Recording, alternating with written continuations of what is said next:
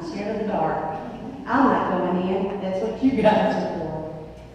Am I a police officer? No, I'm not.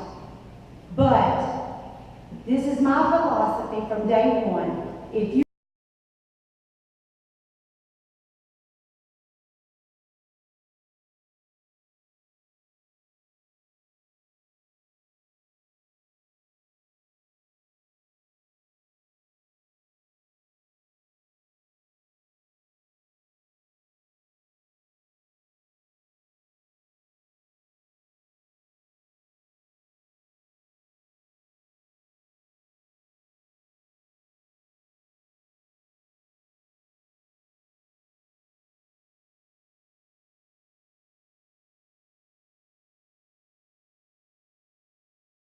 it was 24 firefighters, who are we going to cut? We still don't have in public works the manpower that Garland needs on a daily basis just to get our roads paved. Where are we going to cut? Yes, we made a big decision. It was a hard decision. A lot of tears were shed over those decisions. But we all have to live here, and we were willing to make those decisions to make this city a safe place. Within those 4 years, we have upped our police department. We have the top chief in the state of Tennessee. Heck, if I would say he's in the nation.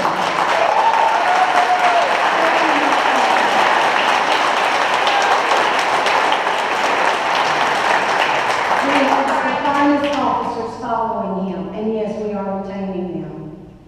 We now own the city fire department, and let's get some things clear about that fire department. A lot of people said that we were spending a ton of money.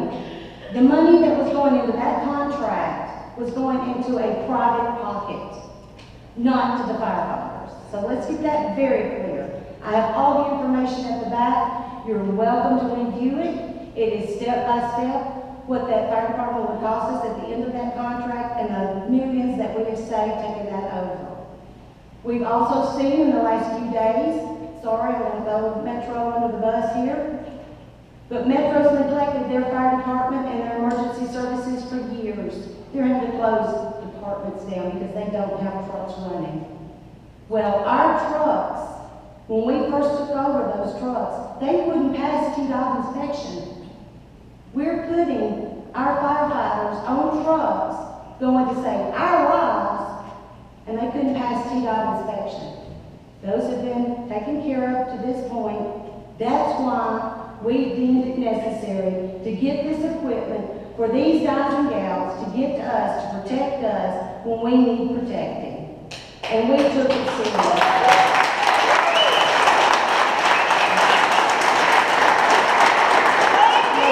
We also understand that we have a first responder program. A lot of people don't understand what that entails. When you dial 911, you're going to get emergency personnel, not only from the fire department, but we have police officers that are also first responders. And guys, they've saved lives. Been there, seen it myself. Lives have been changed. So these guys and gals are not only are they working diligently, they're working even more to get their education background. They're getting trained. We have EMTs. Now we also, I believe we have some that are also in the paramedic end. So when you get that tone right there, you're going to get the most qualified people that the city of LaVarn can offer. And I'm also going to tell you, there used to be a joke, and a lot of the older citizens will remember this. If anything happens to me, get me to that Davidson County line. They'll take care of me. Well, guess what the joke is today, guys? Get me to that LaVarn line, because I'm going to save public.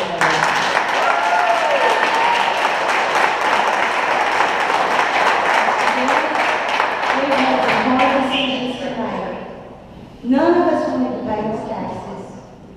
None of us. My husband's at retirement age. He's ready to kill me.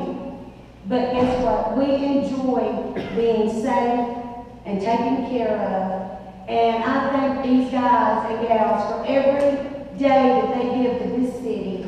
We go out on a lot of the scenes with them. You need to go out. You need to see what they're doing. You need to watch them when they come out of that burning building. the sweat rolling off of them, and they're ready to go right back in. The EMTs have to make them sit down because they're ready to go. So basically, I've got 1 minute left, and my last statement is, I put my vote where my mouth is. Thank you, ladies and gentlemen.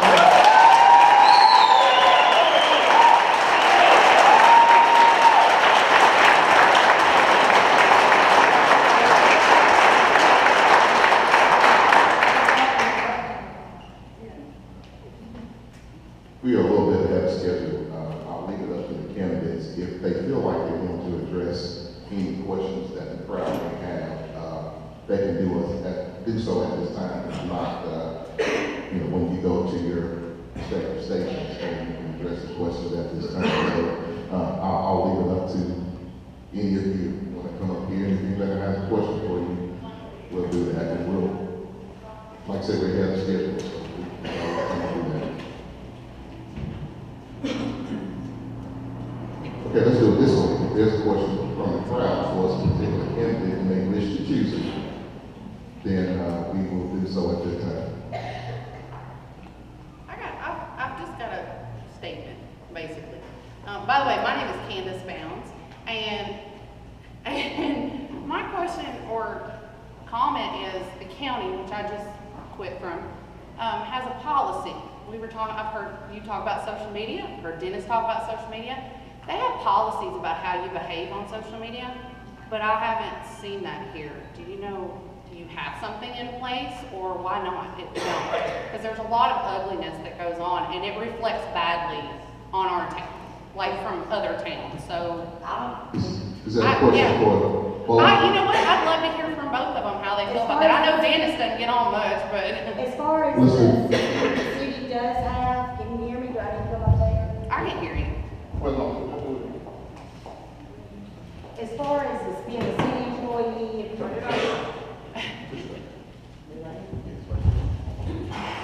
If you have it, as a city, it is monitored, but you can't, obviously, on personal email, Facebooks, there's no way to do it on the personal end. But if you have a city account, yes, it is monitored. Well, I know as a county employee, we're not allowed to behave that. I actually meant to bring it. I have a contract that I signed that said that we could not behave anything but professional. And let me tell you why. This is why I feel this way.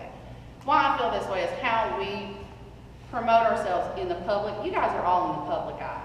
How you come across to the everyday citizen and people online, which unfortunately all of us spend our time there, or most of us do. That represents our city. And I've had comments made to me from friends of mine. They're like, whoa, did you see that? And they don't live here. And I'm like, whoa, I don't know. There's cursing and bad mouthing and ugliness, and it doesn't come across well for anybody. I mean, I wouldn't want my kids, so I don't know why you guys would want the public to see that way. I don't mean you, Mayor Mosley, at all. I didn't mean you. I'm saying in general, I'm very shocked that things are allowed to slide. As far as personal accounts, ma'am, there's nothing we can do. Now, if you have a city account, it is monitored. If it's like under the city account, yes. Like mine's under that, so I can watch. But as far as personal accounts, there's nothing. You guys just don't have a problem with that. Okay, No, well, I mean, I there's thought nothing I'd you can do for somebody that's on their personal site. So, county does it a little differently. That's why I asked. Dennis, what do you?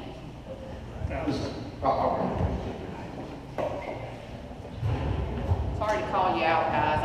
It's something I Well, wondered about. I'm kind of back still on the old school. I know you are. Social media, but I do listen into it from time to time, and I got friends that does it. And it is kind of, sometimes kind of cold, and I wish a lot of times people wouldn't get so harsh, but, that's just media, It's the cursing and stuff. Yeah, something needs to be done, if the city could do it, might have to do something on the media side, but. There is a contract that Rutherford County uses. I don't know if y'all want to look into that. I mean, It's like everything. just a thought. There's improvement there, I'm all for Is there any other candidate that feel like they want to address the question? Yeah. Okay. As far as on city accounts, yes, they're monitored, and I believe they should be, but on personal pages, I believe at that point it's a freedom of speech issue. And we should not be curtailing people's freedom of speech, that is. Cursing and saying ugly things about other people that work with you on the board comes across really badly. It can come across really It badly, comes but forward. still we have to respect people's freedom of speech. People can disagree, people can argue and fight, but as long as it doesn't cross the line of slander and libel, then that is protected. Well, I'll agree to disagree because in my personal opinion, and I get this a lot as a person, that people say, where do you live? And I say Laverne, and they go, oh, I don't want that. If I'm gonna be here, I want people to go, gum, that's really cool that you live in Laverne. I see all those people, they're kind, they're nice. They come out and say hi. That's, as a person, I would love that. I mean, and it might not be possible for every officer to go out, but I tell you what, I'd love nothing more than to sit on my front porch and wave and say hi, and I said this to Chief Walker too, and get a wave back, or go and be able to talk to somebody. Officer Roberts, she is wonderful. She's so personable. I'd love that from all of them. And I know you guys try the best you can. I'm not coming down on police officers. I'm glad you said that because you walked me right into it. Let me address the Facebook portion first. When I first signed up and came on, well, not signed up, when I was first signed in and came on to the planning commission, we have to sign an ethics agreement that's recorded at the state level, in the Secretary's office. It's all about, right now, the Supreme Court is saying that if you go on Facebook and you put stuff on Facebook on your private account, be it freedom of speech, whatever, I don't have to hire you because I read on your private account. You're a city employee, you represent the city. I work for the federal government. I can't go out here and run up and down the street with a VA shirt on without getting fired. I'm not working right then, but I still represent the hospital. I still represent the federal government. I have an ethics agreement with the federal government that I have to sign. I have to sign it every year, and you have to be educated on it. Now back to the hello officer. Yes, there might be 27 officers, and we've got, what, 25,000 citizens. We've also got, when you're elected, you got 5 aldermen. Are you saying that you're not going to talk to the public? They won't talk to you? There's nothing wrong with saying hello. Policemen pass by and just wave. And I'm not saying that they don't do that. Anytime I see them, they usually wave at me.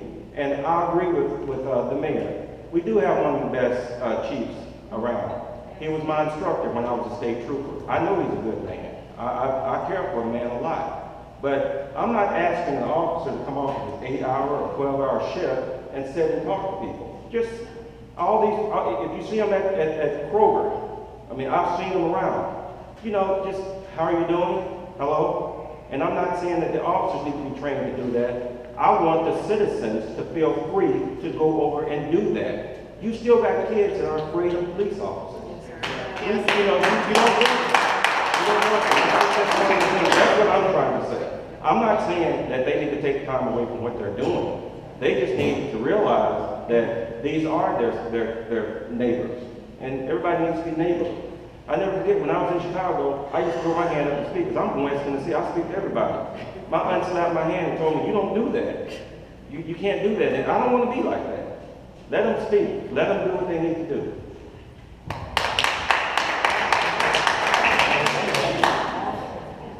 We're going to move on to one last question. I saw a hand in the back. Hi. Yes, go ahead. My name is Kathy Hines, and I've been living in Laverne for about 12 years, and I think everybody here is awesome. Now, there's 2 things. Water bills, my water bill in Detroit was $300 a month. Me paying $46 is nothing. Tax being $10,000 to $15,000 a year, $1,500 a year is nothing. Waving at police officers in Detroit, if I wave, I might have got shot at. I don't do that. I work for the federal government. If somebody told me to go find a bomb somewhere, I don't want nothing taped up, put together. That is too dangerous. The people in this community are amazing people. They have come a very long way. I watched when in my subdivision, there was maybe 5 or 6 houses on my block. I would come down and visit family and go back to work, come back, and there were 300 houses built. You have come a tremendous way. And I don't know where people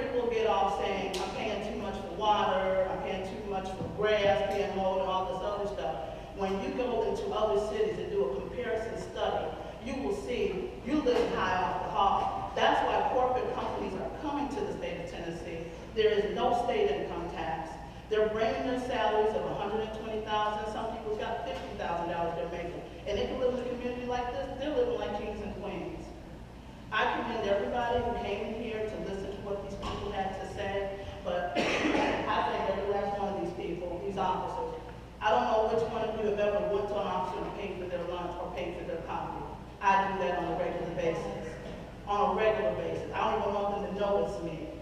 Because I have buried too many of my brothers and sisters in law enforcement. And I'm just shocked at some things that were just revealed. But my thing is, you have your personal opinions. And I understand I'm mandated by the federal government too. But I just wanted to just say, I don't understand that, but thank you for being here.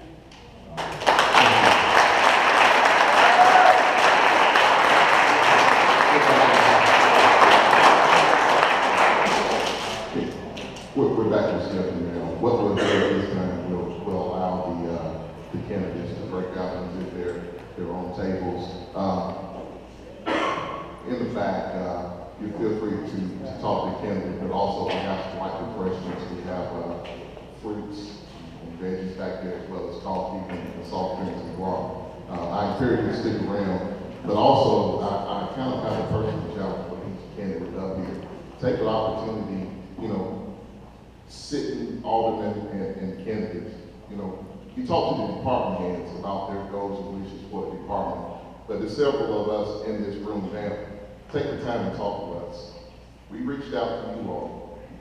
Now come to us and ask us what you all think are some of the issues that we see out in the field. So that's my personal challenge to each of you.